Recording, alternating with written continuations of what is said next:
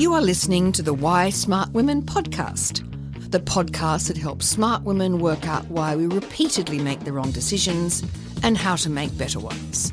From relationships, career choices, finances, to faux fur jackets and kale smoothies. Every moment of every day, we're making decisions. Let's make them good ones. I'm your host, Annie McCubbin, and as a woman of a certain age, I've made my own share of really bad decisions. Not my husband. I don't mean him, though. I did go through some shockers to find him. And I wish this podcast had been around to save me from myself. This podcast will give you insights into the working of your own brain, which will blow your mind. I acknowledge the traditional owners of the land on which I'm recording and you are listening on this day.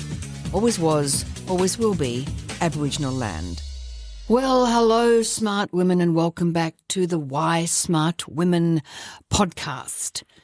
Today I am broadcasting from the Northern Beaches in Sydney, New South Wales, Australia. It is a funny old grey spring day. This morning I picked our daughter up from the airport and she had just got back from South Korea. And she remarked the weather was about the same. She liked Korea. Did I tell you that, David? She quite liked South Korea. Yes. She enjoyed it. That's good. It was really cool. Anyway, that's not what we're talking about today. So two things have happened to me over the last, 24 hours, which were relevant. And the first one was that I came across... yesterday I was having a lovely time down in DY at the beach. It was hot yesterday. It was like 30 degrees. It was gorgeous. And I was having a nice coffee with my friend Judy and I chanced upon The Forest of the Fallen, which is a installation that is put up by the local anti-vaxxers.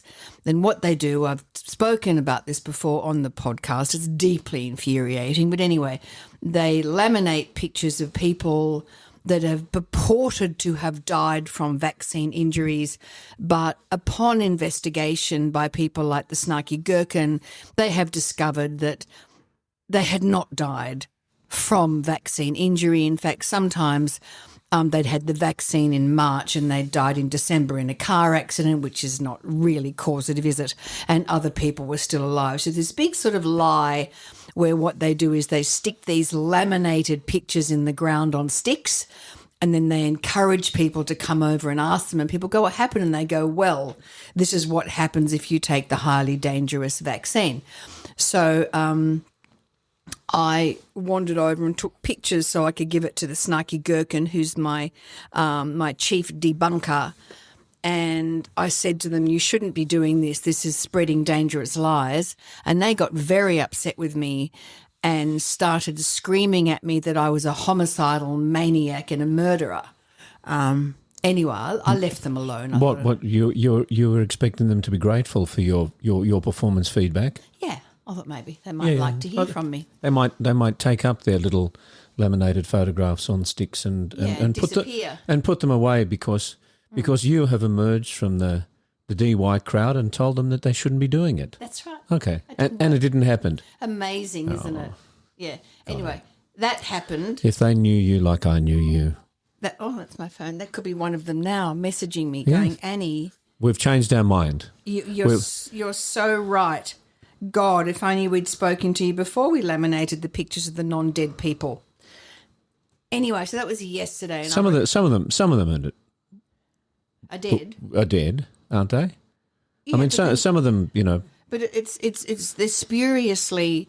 Some of them are dead, but it has spuriously been definitely related to vaccine injury. Where there's no evidence for that. So they're actually misrepresenting the entire reality, even though there are kernels of truth, snapshots of truth through it all. No, there's not snapshots of truth. There's just some dead people and also some alive people. Annie. What? Well, if they're dead, Yeah, but the families have complained. They've gone, do not use my my husband's picture in your ridiculous Forest of the Fallen. He died of a stroke. It had nothing to do with the vaccine. Okay, so that's a grubby act. That's definitely distorting the truth. It's a grubby act. Yeah. Then I get over that. Right, I managed to get over that. You didn't read today's Sydney Morning Herald, did you? Yes, I did. You did. The Fitz files. I know it's got you cross.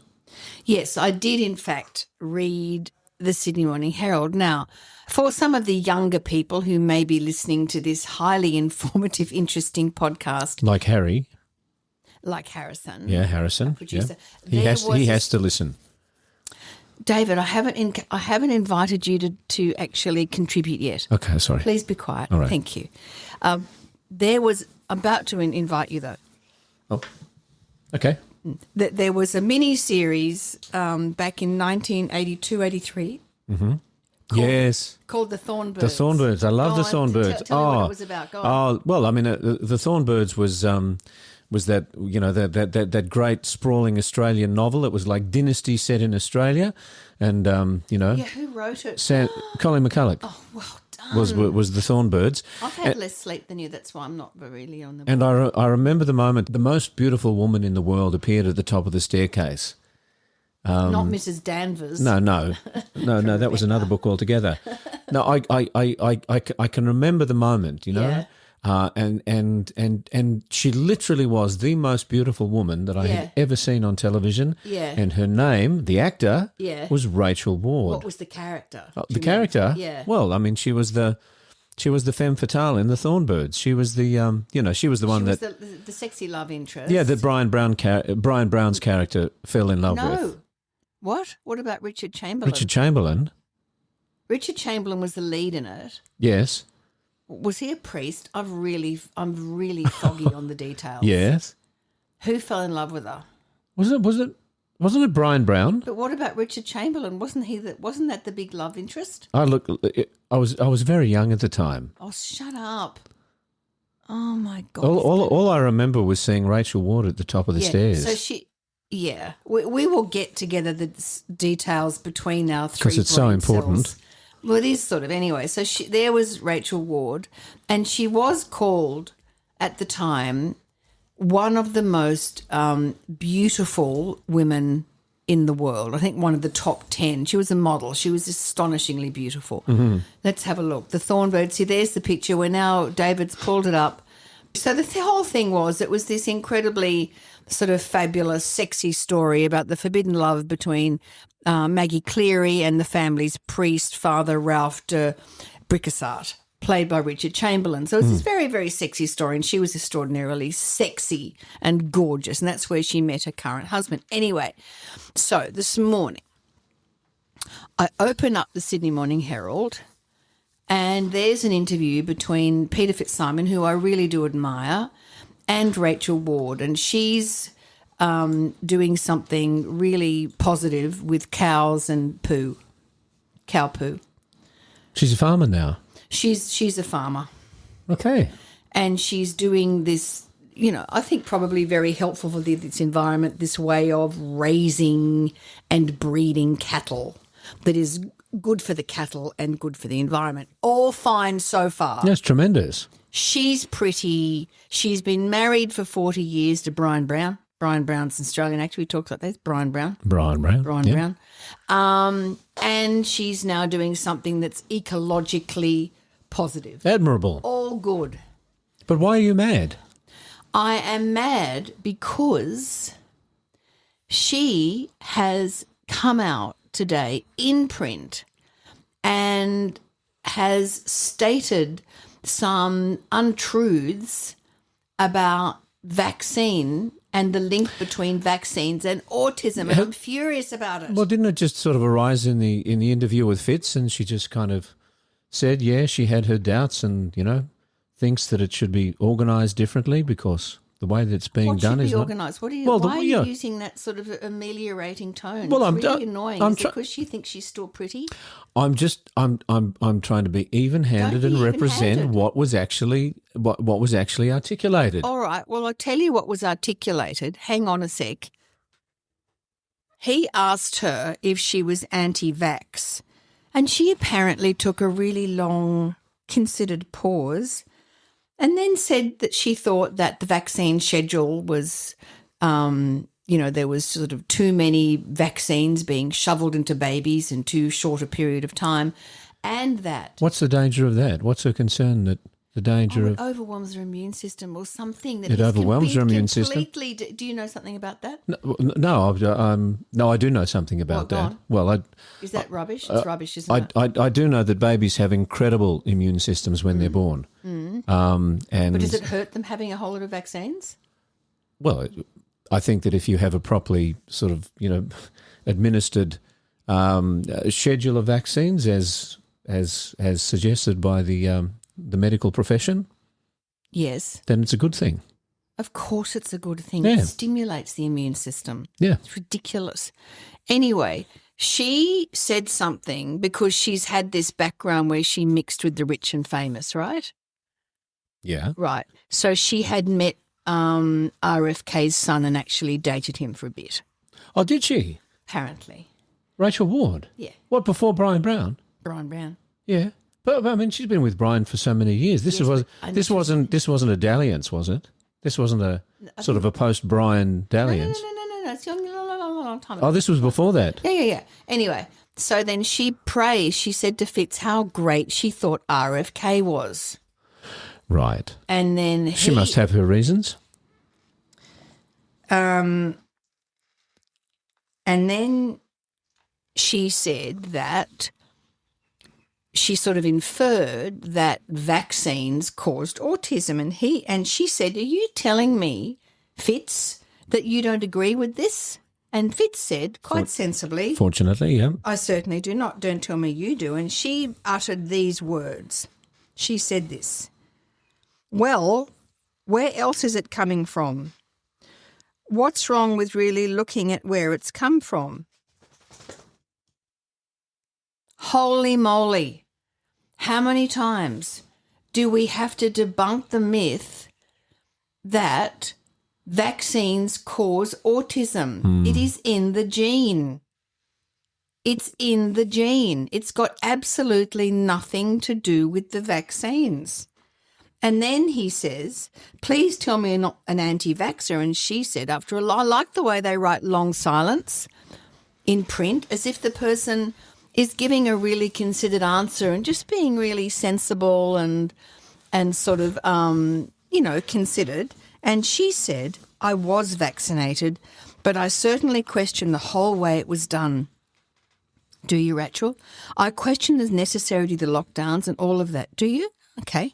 And I'm definitely in tune with the people who question it all and still protest against it, which says to me she was in tune with those people yesterday that called me a homicidal maniac and a murderer because I had questioned their fake Forest of the Fallen laminated pictures. That is who she's supporting. And those are the people that are spreading the misinformation, the disinformation. But someone like Rachel Ward, who's famous and really pretty and married to somebody really famous, her word really, really counts. Yeah. I mean, it's a kind of let them eat cake moment, isn't it? Yeah. Yeah, I like that. That's right. People are unhappy about this, so if they can't get bread, let them eat cake. Yeah.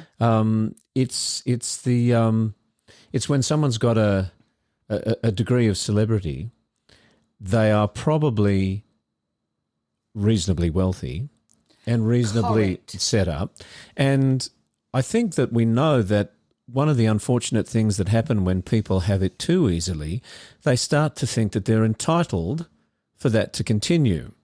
I'm wealthy, I've got lots of money, there's lots of people trying to please me. So really my life should turn out the way I want it to. But the funny thing about life, the funny thing about nature is that sometimes we don't we don't win the genetic lottery, and there are forces that are beyond our control. And unfortunately, if you may be born with your child may be born with a susceptibility for any kind of disease, Exactly. And I think that the wealthy celebrity finds it difficult to understand that sometimes life is just pretty shitty, and they, like the rest of the people on the planet, are subject to that reality, and they don't like it. So they have to find something causative that they can blame. And so they go in search for a reason why my life, why my child is not perfect, and they find one. And I tend to think that that's kind of at the heart of it. I mean, you've got your Rachel Ward. We've also got your Jenny. They don't have an autistic child. Rachel Ward and Brian Brown. Yeah, but they don't like to live in a universe where bad things can happen to famous celebrities. And so she feels for the people who feel aggrieved by the fact that their agency has been eroded by a government that wants to keep everybody alive by vaccinating them. So she feels for them. I didn't understand that last point. Can you say that again? Yeah, sure. Okay. What I'm saying... I think she's caught up in the appeal to nature bullshit. That's what I think's going on.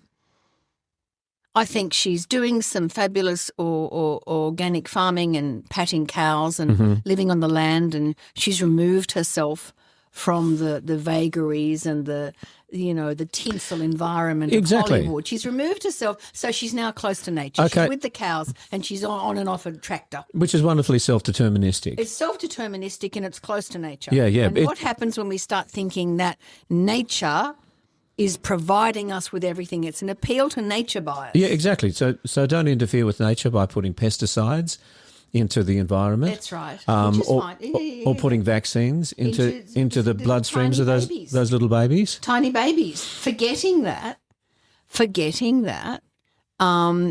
people used to have, 6, 7 children because 5 died of things that we have eradicated. This debate is not a both sides have a point, right? This is people like Rachel Ward, celebrities with platforms spreading lies that have literally killed children and are bringing back diseases that we've eliminated. What's going on with measles? Oh, my voice is so high. What's going on with measles and whooping cough at the moment? Do you know? Well, I do know that we've got measles and whooping cough happening in places where it shouldn't be happening. Yeah, exactly. And why is that? If it was eradicated, what on earth has brought it back? That's the other thing is that the pro-nature crowd think that measles are, perfectly benign. It's just another little virus. Oh, yeah, right? Nice if you haven't got the measles to say that it's benign. Exactly. It's really quite extraordinary that measles around the planet is having a resurgence. A comeback. Like a 1980s rock band. Like a tour. Yeah, they're coming back. I've got a stat for you. As of November the 12th, 2025, a total of 1,723 confirmed measles cases were reported in the US. Now, let's remember, it was previously eradicated, right? Yeah. The measles vaccine copped a lot of bad press. I know that you don't want to go tremendously into the bad work of Andrew Wakefield. I don't mind. Okay, so look, Andrew Wakefield, celebrity anti-vaxxer, Do you reckon he sort of started the whole thing? Wakefield? So do you want me to fill in the blanks about Andrew Wakefield for perhaps those who don't know? Yeah. Okay, so... Because he's still quoted, right? Oh, definitely, and certainly the damage that Wakefield has done continues. So, he was one that really kicked off the vaccine causes autism story. The thing about Andrew Wakefield is he has been, completely debunked, and it's clear that his motivation for taking this position was actually commercially driven. He was being personally paid by lawyers who were preparing a lawsuit against the manufacturers of the vaccine. I did not know that. Yeah. Oh, my God. Yeah, so, he was paid like about £500,000 in today's money. He was paid by the lawyers who were preparing the lawsuit. Against the MMR. Yeah, that's right. This vast amount of money. Measles, mumps, rubella, right? He disclosed absolutely nothing, didn't tell anybody. Unethical. That's right. And he was being paid by this firm 2 years before he published a paper in the Lancet attempting to vilify MMR vaccines. And he wasn't just working for the lawyers. He had his own business plan. He'd filed a patent for a rival measles vaccine before he launched his campaign against the MMR. He was trying to destroy confidence in the existing vaccine so he could sell his own. Can you say that again? Because that is really major. So he was actually developing a vaccine. A rival vaccine. He had filed a patent for a rival vaccine. And so, yes, he wanted the MMR vaccine completely vilified, destroy the confidence in that so that he could sell his own. And it gets darker. It's worked as well. It is actually he's done it. He's done it. One man. Keep going. So it gets even worse than that. It gets darker than that. Mm-hmm. Wakefield was involved in a venture to market diagnostic test kits for autistic enterocolitis, which is a made-up thing, right? Well, that's right. That was the condition that he invented. So he invents a condition, and then here's a diagnostic test that'll prove whether you got it or not. Oh my God! And the reports tell us that he predicted he would make more than $43 million a year from these kits. And one of the companies that he planned to launch was called Carmel Healthcare. Oh, that's nice. Limited, and that was his wife at the time. He was married to Carmel. Oh my God! Yeah. So he actually named his fraudulent company, right? After his wife. After his wife. And it's really clear that it was just a con. But you see, this kind of grift didn't end with him. Yeah. The modern anti-vaccine movement has professionalised it. So now we've got... So this is where we have RFK Jr. That's right. Who Rachel Ward has just lionised for being such a great guy because he's come out going, stop hurting our children. Stop hurting our children with all these vaccines. Well, I mean, RFK chairs an organisation called the Children's Health Defence. Which is ironic, right? Well, it sounds like a benign children's charity, but it's not. It's one of the most prolific sources of vaccine misinformation in the world. And so, okay, what do they do? Well, is this with Joe McCullough? I think this is with Joe McCullough. He's one of the contributors for sure. Yeah. They produce these very slick medical, professional-looking content that spreads information that's already been debunked, but it spreads fear. They file lawsuits against vaccine mandates. They lobby politicians. And importantly, they fundraise. They raise money. The Children's Health Defence is a multi-million-dollar organisation. Wow. And so he's banging on, right? RFK bangs on about big pharma profits, right? Yep. But simultaneously at the same time, he's running a hugely profitable anti-vaccine business, right? Spreading vaccine information. That's right. And Children's Health Defence is a multi-million-dollar organisation. So how much money are we talking if it's a multi-million-dollar organisation? Okay, look... is it just to defend poor little children? Possibly not. Well, possibly not. In 2021, they had reported revenues of over $7 million, and RFK himself took a salary of over $350,000 from the organisation. So, peddle anti-vax information and get a big fat salary while you're doing it. And it would have been only one of his many sources of revenue. So while he's banging on about big pharma profits, he's running a profitable anti-vaccine business.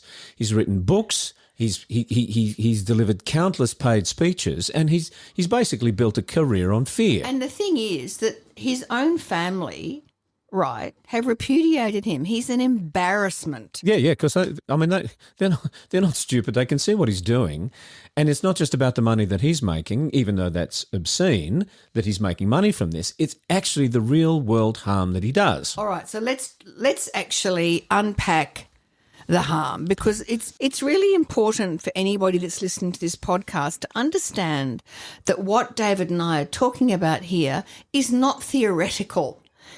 It's not just us, having a go at these elites who are making lots of money. No, it's about the fact that vulnerable people, vulnerable children, vulnerable adults who are at the behest of this false information are dying. It really matters. Yeah, that's right. I mean, look, after Wakefield's, 15 minutes of fame, or his time in the sun when he took the sledgehammer to vaccine policy, MMR vaccination rates fell in the UK from 92% to as low as 73%. See, that's nearly 20%. Yeah, and look, some parts of London it dropped to 50%, which is below the threshold for herd immunity. Which means that even the vaccinated children are at risk, right? That's right. Okay, and the consequence of that, measles came roaring back. By 2008, the UK had its first measles death in 14 years. And in the US, which had been, measles free, they were getting outbreaks again. Yeah. But now that RFK is the health secretary... Can you believe that happened? Can you believe that you've got a grifter of that magnitude as the health secretary of the United States? Yeah. Oh, my God. Yeah, he's making money. He's making policy that can help him continue to make money. Last year, the United States saw a significant measles resurgence. It used to be wiped out, but now there were multiple outbreaks, primarily in communities with low vaccination rates, and we're seeing the same pattern with whooping cough. So what's happened with whooping cough? It was a disaster for small babies, right? Yeah. Absolute disaster. So we used a vaccine. In 2024, whooping cough cases in the US surged to levels not seen in over a decade. Over 32,000 cases were reported, more than 6 times the number from the previous year. And of course, it's infants who are particularly vulnerable. And as we know, whooping cough can be fatal. Absolutely. For babies that are too young to be vaccinated. Exactly. So this is where the herd immunity thing that's right. is a major. Under 3 months old, you can't be vaccinated. That's right. So if you get it, it's very, very dangerous. Yeah. And the thing, the thing that's got me so riled up today is all these diseases were completely eradicated. Look, they were eradicated, and it wasn't just because the vaccines existed. They did have to be administered properly. And if the story of what happened in Samoa is happened in Samoa? Manifestly tragic. So 2 babies in Samoa died from an MMR vaccine, but this happened because it was incorrectly prepared by the nurses. They mixed it up with expired anaesthetic instead of water, and it was a tragic preventable error.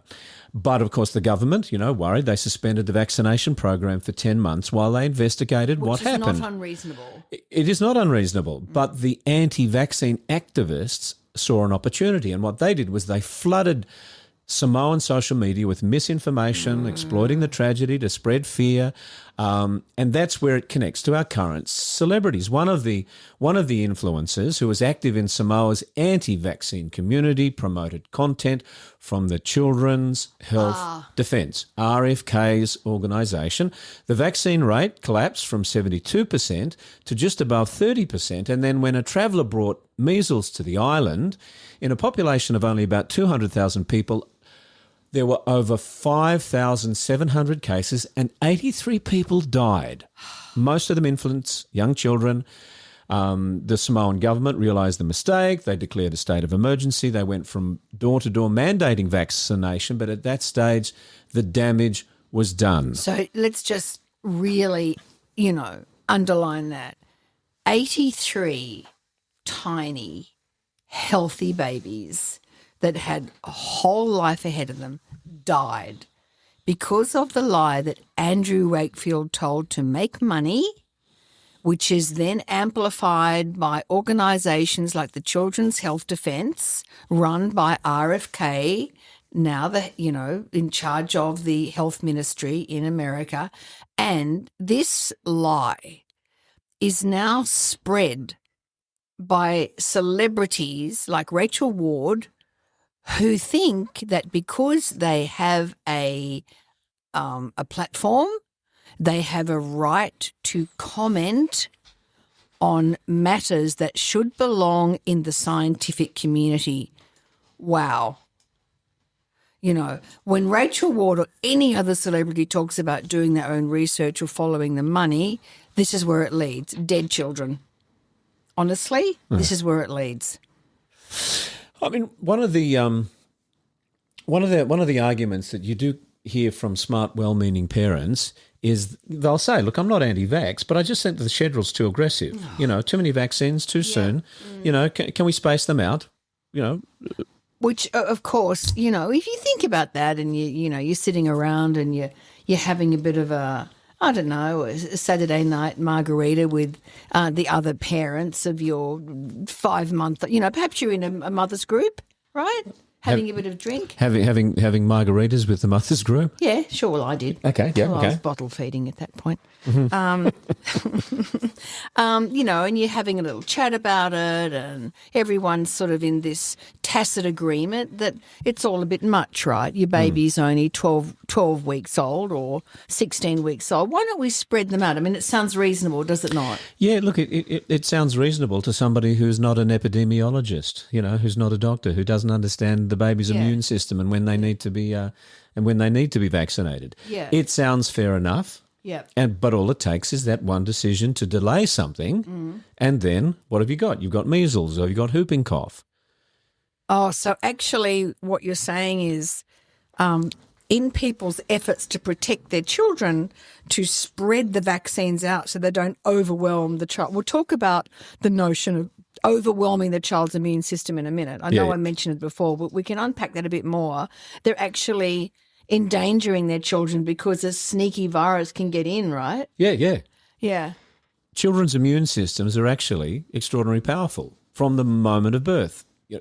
Babies are exposed to thousands of bacteria, viruses, and other antigens every single day. When they put their hands in their mouths, when they put their toys in their mouths, when they breathe, when they eat, they're encountering far more immune challenges than any individual vaccine presents. So you're saying a baby just going through the course of their day, sticking their hands in their mouths, or I don't know, breathe. They might go out on the street and they could breathe in a virus. Or of course, they're everywhere all the time, and the natural immune system can handle those things, and so a vaccine, small dose of the thing that we're wanting to protect ourselves against, it doesn't overwhelm.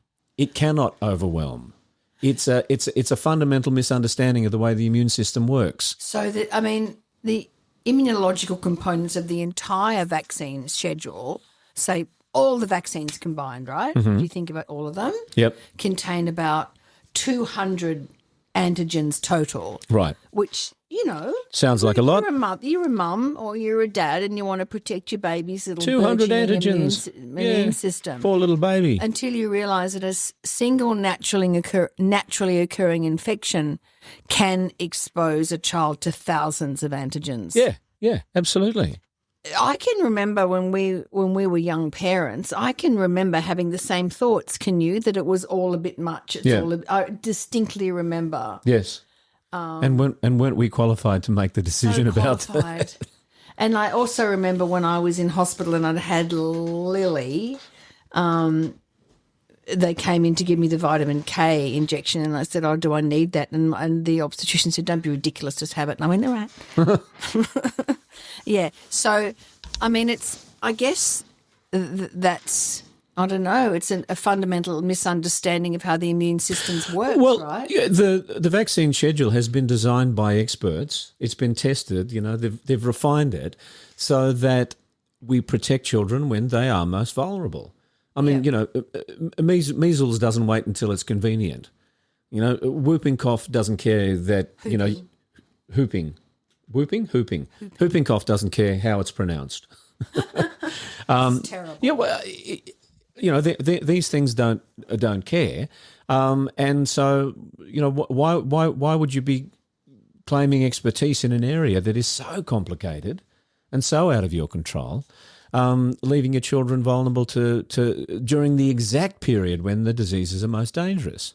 Okay, infants can't get the MMR vaccine until they're 12 months old. And so until then... MMR, remember, is measles, mumps, rubella. Yeah. So what we're relying on is herd immunity, correct? Yeah. And when parents skip or delay vaccines, they're not just risking their own children, they're putting babies too young to be vaccinated at risk.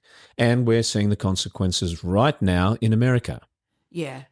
Well, yeah, I mean, whooping cough, pertussis, as we've already said, it's very, very dangerous. Yep. 2024, the US saw 32,000 cases of whooping cough. That's a 557% increase from the year before. That is nuts. That is a nuts stat. And that's because parents are delaying vaccines. Babies died. Yep. Oh, my God. Because vaccination rates have dropped in communities influenced by anti-vaccine rhetoric. The diseases are as dangerous as they ever were, but what has changed in these areas is the protection. And there's the notion of personal choice, right? Yeah, I mean, it's not really personal choice. Personal choice. It's not personal choice when your choice affects other people's children. And, this was seen vividly in the US when they had a measles outbreak at Disneyland. Oh, right, 2015. Yeah. One unvaccinated person spread it to 147 people across 8 states. And the outbreak traced directly to pockets of vaccine refusal. Yeah. And we're seeing it again now, 2024, measles outbreaks in multiple states, in Oregon, Washington, Pennsylvania, Virginia. In every case, the index patient, the first patient, was unvaccinated, and the spread occurred in communities with lower than average vaccination rates. Well, okay, I don't know, maybe they're just poor families and they haven't got access to healthcare. Well, no. This was concentrated actually in wealthy, educated communities. It's back to that notion of privilege. Yeah. Yeah, where parents can afford to hire a vaccine-friendly paediatrician who will help them create an alternative schedule. Places where some private schools had vaccination rates lower than South Sudan. Oh, South Sudan. Sudan's a disaster at the moment. Let's not go there. It's awful. So, all right. Look, I think we've made our point, have we not? What, that you're right to be cross with Rachel Ward this morning? I'm really cranky about it because there's the Looney Tunes that are wandering around DY with their laminated pictures, right? And, their influence is probably not that great. But someone like Rachel Ward, who takes a considered sounding pause when asked a question by someone who has the credibility of Peter Fitzsimon, and then you've got a really big problem.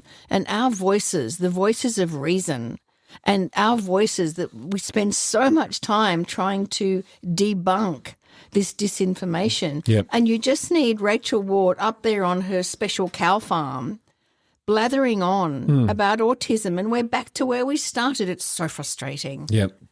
And I think what's galling is that they kind of present themselves as a bit kind of heroic.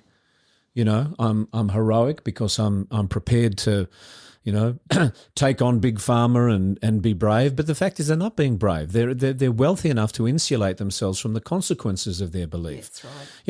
RFK Jr.'s own children were vaccinated 100%. by his ex-wife's admission. Yeah. He benefited from the protection vaccines gave to his family while building a career telling other parents not to vaccinate. The children in Samoa, babies dying of whooping cough in the United States. Whooping cough. Yeah. Families in the measles outbreaks. These are the people who actually bear the costs, while the RFKs and the Andrew Wakefields and perhaps the Rachel Wards benefit from their brave and counterculture stance. Appeal to nature. Nature will take care of you, except it won't. Well, I'm very... look, I think... all I can say is that if any of our listeners have, tiny children and they're thinking about spacing out vaccines or skipping some, you're not being cautious. You're gambling with your child's health based on the advice of clueless celebrities who have no medical training and they are following a script written by a fraud. The science is 100% unambiguous.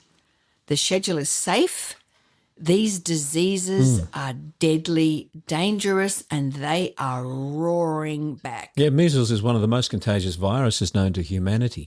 If one person with measles walks into a room with unvaccinated people, 90% of them will get sick. It can cause brain damage. It can cause death. Yeah. We had it eliminated in the United States, in Australia, eliminated, and now it's back because of vaccine hesitancy. Don't Google, don't listen to any of the influencers. Don't listen to anybody on Instagram. Don't listen to Rachel Ward with her interesting sounding pause. Don't listen to RFK Jr. Talk to your family's pediatrician because they are steeped in knowledge and they've actually trained in medicine and some immunology. Yeah, the pediatrician just wants what you want, a healthy child. They're not part of a conspiracy. They're trying to protect your family from diseases that kill.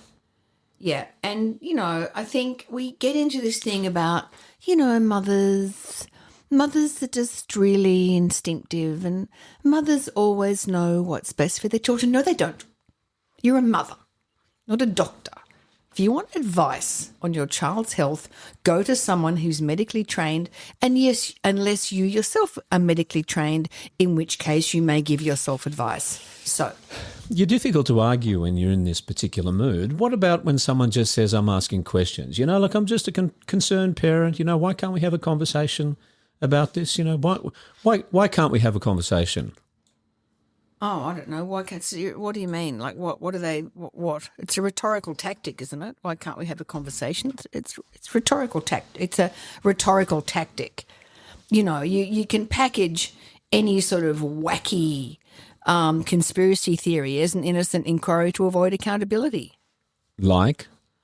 Well, I'm not saying vaccines cause autism. I'm just asking, why has autism increased as we've added more vaccines? It sort of sounds fair, right? Yeah. Well, that's causation and correlation, isn't it? It's also not true. Autism has not increased. It's not true. It's just right. It's just that suddenly it used to be, strange Uncle Cyril that was, spent 16 hours a day in his lab. And we can now go, well, strange Uncle Cyril was actually a genius and he was on the autistic spectrum. We just can identify it better now. Yeah. So the problem is when people frame themselves as a vaccine safety advocate, like the vaccination station, isn't it? And not an anti-vaxxer. That's vaccination station is pro-vax. Yeah. The vaccination station is pro-vax. 100%. What is it? The vaccination network it's the vaccination network. Okay. So the vaccination network framed themselves as vaccine safety advocates. Just asking questions. Yeah. I just want them to be safer, but then they oppose every vaccine. They spread information about vaccine ingredients, and they promote this completely debunked autism link. And also, I'm not going to mention the woman that runs that network because she's litigious, but they're all constantly talking about how well they are and how well their children are, these anti-vaxxers. And as far as I can see, they're always sick. Anyway. How do you know they're sick? Because you can hear it when they talk. They sound like that because they probably got COVID while saying it's from the chemtrails. Okay. So their goal isn't about the truth. It's about avoiding the truth while appearing to be reasonable. And like all of them, they're basically promoting dangerous, disproven treatments. And look, if you were to confront Rachel Ward, are you an anti-vaxxer? Long pause. She would say something like... Long, interesting pause, not anti-vax. I just think parents should have more information. But the information she's spreading is misinformation. That's right. So I think we've really hammered this point home for you today. Yeah. Do you agree, David? I think we have. Anything else you want to say before we wrap it up? I'm still pretty cranky. Well, I think the thing that we can learn from this one that goes beyond the specifics of just this particular topic, vaccinations and what they do. It's a great reminder of how cautious we have to be when it comes to celebrity advocates. Endorsements. Yeah, 100%. And they come on both sides of politics. I mean, also, when they're attractive, it makes it even harder for us to actually hold our ground. We're very attracted to charismatic people. Yep. And actually we can suspend our... Do you find RFK Jr. attractive? No, I think he's disgusting. Really? Yeah, do you? Yeah, but he's sort of, rugged and... He's not rugged. He's an ex-heroin addict. Watching his weight, he's not too fat. He's not fat. Yeah. So, maybe he knows what he's talking about. Yeah. Go on. Can we finish now? Yeah, sure thing. I need to go and have a glass of wine. I'm cranky. Okay. All right, we've demolished the claims. We've shown the fraud. We've exposed RFK Jr.'s grift. We've counted the bodies.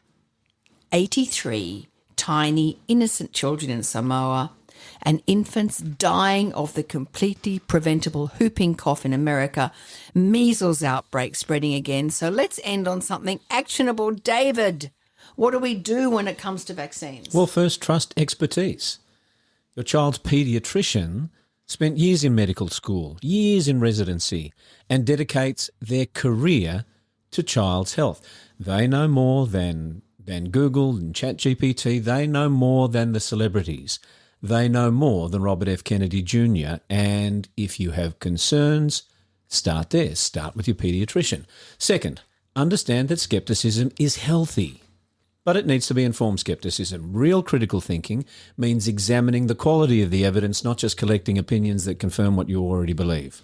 So, I mean, the whole thing about evaluate, people are constantly saying to me, you can't believe anything that's not true. The way you evaluate evidence is look at the source. Is it a peer-reviewed study published in a reputable journal? Who funded the research? Is there a conflict of interest? And has the study been replicated by other independent researchers? The evidence for vaccines is overwhelming. So no matter how many anti-vaxxers you listen to that tell you that the CDC and the WHO are corrupt, it's rubbish. These major medical organisations all agree vaccines are safe and effective. Spot the grift. There's grift out there. Somebody is making money from selling supplements instead of you using a perfectly safe vaccine. But, what happens if one of your family members is actually falling for it? What would you do? I don't know. I'd be too cranky at the moment. Yeah? What would you do? Be quick. Hurry up. Okay. Look, facts, as we've said, don't necessarily work, but you can try a few approaches. You could start with your shared values. I know you love your kids. You want to protect them. So do I. So let's look at the actual risk data together.